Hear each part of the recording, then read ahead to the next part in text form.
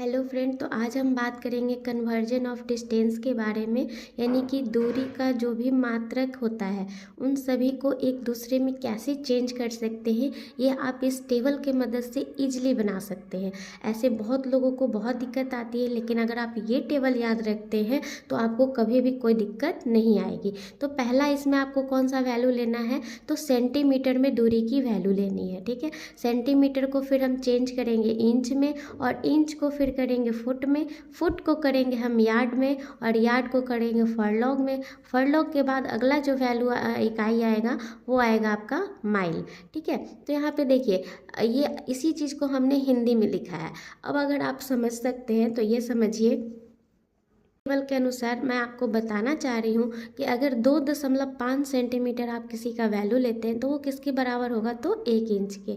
ठीक है, उसी तरह 12 इंच बराबर आपका 1 फुट होता है, 3 फुट बराबर आपका 1 यार्ड यानी 1 गज होता है, 3 फुट बराबर आपका 1 गज हो गया। उसके बाद आप 220 गज अगर किसी चीज़ का वैल्यू ले रहे हैं, दूरी का वैल्यू ले रहे हैं, तो वो कितने फरलॉग के बराबर, तो 1 फरलॉग के बराबर। उसी तरह 8 फरलॉग आपके 1 माइल के बराबर होगा। अब देखिए इस टेबल की मदद से हम क्वेश्चन कितने आसानी से बना लेंगे। पहला क्वेश्चन है आपका कि 12 फुट बराबर आपका मीटर में निकालना हो तो कैसे निकालेंगे, है ना। तो इसका वैल्यू कैसे निकलेगा, देखिए पहले पूछा कितने का है, 12 फुट का, और इसको निकालना किस में है, मीटर में। आपको पता होगा कि सेंटीमीटर जो है मीटर में आराम से कन्वर्ट हो जाता है। 100 सेंटीमीटर बराबर आपका 1 मीटर होता है। तो उसी की हेल्प से देखिए, इसी टेबल की हेल्प से हम बनाएंगे। पहले क्या करेंगे, 1 फुट का वैल्यू हम इंच में लिख लिए हैं, क्योंकि ये फुट का वैल्यू ही चेंज करने बोल रहा है। तो इस 1 फुट बराबर कितना हो जाएगा इंच, तो 12 इंच, तो 12 इंच। ठीक है, अब इस इंच का वैल्यू हमने सेंटीमीटर में लिया तो कितना हो गया, 12 गुने 2.54 सेंटीमीटर, है ना।